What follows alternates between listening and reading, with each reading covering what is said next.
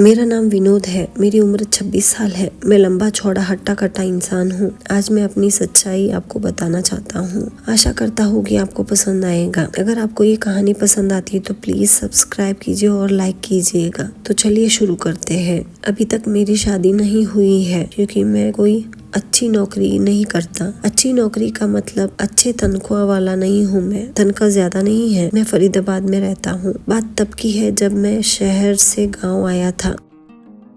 उनके घर में बड़े पापा, बड़ी मम्मी और भाई बहन और उनके 2 बच्चे रहते हैं। बड़े पापा की बेटी यानी मेरी छोटी बहन पढ़ाई करने के लिए घर से बाहर शहर में रहती है। घर गया तो भैया और भाभी घर में थे। बड़े पापा और बड़ी मम्मी कहीं काम से बाहर गए हुए थे। उनके बच्चे स्कूल गए हुए थे। मैं राखी भाभी को बहुत पहले से ही पसंद करता था। मुझे कभी ऐसा मौका नहीं मिला था कि मैं भाभी को बता सकूं। उनकी मेरे साथ अच्छी बातचीत होती है। वो मेरे से बहुत घुल मिल गए हैं। हम दोनों के बीच बहुत मस्ती मजाक होते रहते हैं। वो मुझसे हमेशा ही खुश रहती है। मैं भी जैसे भाभी की हंसी का दीवाना था। फिर वो दिन आ ही गया। उस दिन बड़े पापा और बड़ी मम्मी को किसी जरूरी काम से शहर जाना पड़ा। संयोग से उसी दिन भैया को एक रिश्तेदार के यहाँ जाना पड़ा। मेरे मन में पहले से ही गुदगुदी हो रही थी, ये सोचकर कि भाभी पूरे दिन घर में अकेली रहेगी। मैं सपने देख रहा था। फिर उस दिन दोपहर में स्कूल से आने के बाद उनका बेटा अपने दादा दादी के साथ चला गया। उसकी बेटी हमारे साथ ही रह रही थी। वो अभी बहुत छोटी थी। उसको दुनियादारी का कुछ फिक्र नहीं था।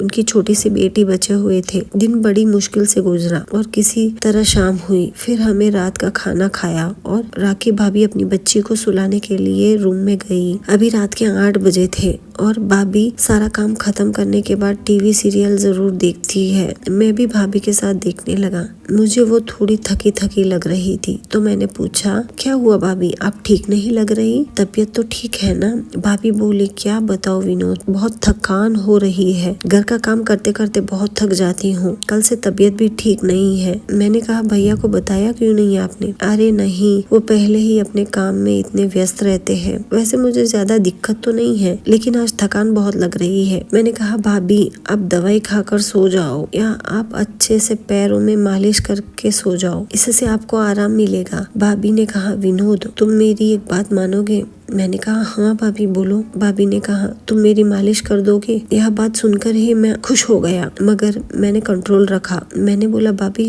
हाँ मैं कर लूंगा, इसमें इतना पूछने की क्या बात है? भाभी ने कहा, ठीक है तो फिर तुम्हारे ही रूम में चलो। मेरे रूम में गुड़िया सोई हुई है, अगर आवाज से उठ गई तो फिर और मुसीबत हो जाएगी। मैंने बोला, ठीक है भाभी। तो फिर मेरे रूम में आ गए। इतना बोलकर भाभी उठी और हमारे रूम में जाने लगी। वो बोली, ठीक है विनोद तुम चलो, मैं मालिश का तेल लेकर आती हूँ। जल्दी ही वो अपने रूम में तेल लेकर आई। मैंने भाभी को बेड पर लेटने को कहा। भाभी बेड पर लेट गई। भाभी ने साड़ी पहनी थी। मैंने उनकी साड़ी पैरों पर से ऊपर कर दी। मेरे कहने पर उनकी साड़ी को घुटनों तक उठा लिया। मैंने उनके पास बैठकर कहा, भाभी आपके पैर अच्छे हैं। फिर मैं उनके पैरों को मालिश करने लगा। मालिश करवाते हुए भाभी को बहुत अच्छा लग रहा था। 10-15 मिनट तक मैंने उनके पैरों की मसाज की मगर वो आगे नहीं बढ़ रही थी। फिर मैंने मसाज करना बंद कर दिया। वो बोले, क्या हुआ, रुक क्यों गए? मैंने कहा, पैरों की तो हो गई भाभी, कहीं और की मालिश करवानी है? वो बोली, विनोद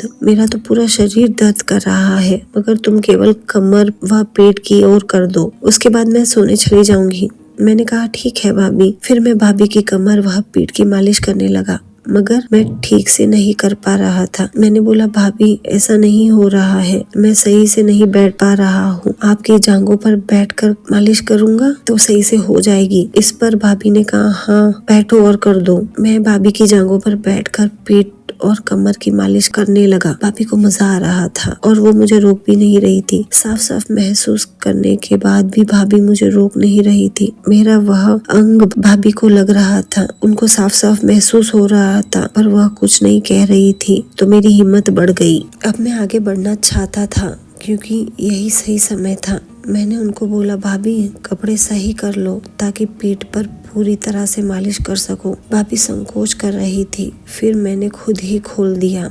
वो बोली, क्यों खोल रहे हो? ये हाथ में लग रहा था इसलिए खोल दिया। इस पर फिर वो कुछ नहीं बोली। अब मैं पीठ की मालिश अच्छे से कर रहा था। फिर थोड़ी देर के बाद मैं जांघों की मालिश करने लगा। भाभी की गर्मी मुझे अपनी उंगलियों पर महसूस हो रही थी। फिर मैंने दोबारा ऐसा किया। भाभी ने कुछ नहीं कहा।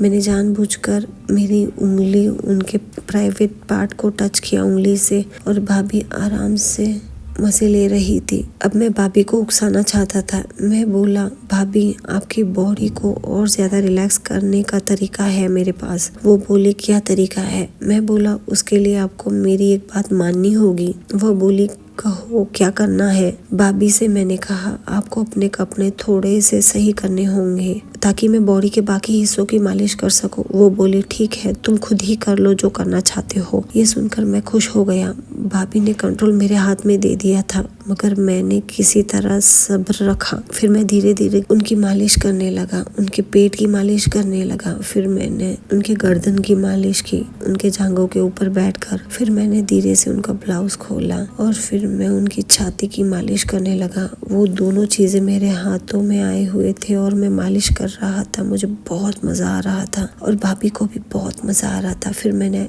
तेल थोड़े मेरे हाथ में लिए और उनके दोनों जांघों के बीच में लगाया, तो भाभी को इससे भी बहुत मजा आ रहा था। भाभी ने कहा, और मालिश करो, मैं इसके लिए तो तरस गई हूँ। फिर मैंने भाभी की जोरदार मालिश शुरू कर दी। फिर मैंने अपने प्राइवेट पार्ट पर तेल लगाया और फिर मैं भाभी के ऊपर बैठ गया और फिर मैं धीरे धीरे धीरे धीरे भाभी के अंदर गया और जोर के झटके देने लगा। भाभी तो मदहोश हुए जा रही थी। भाभी को बहुत मजा आ रहा था। भाभी ने कहा, और जोर से करो। फिर मैं और जोर से करने लगा। फिर उस दिन भाभी को मैंने बहुत मजे दिए। उस दिन के बाद हमारा ये सिलसिला चलता ही जा रहा था।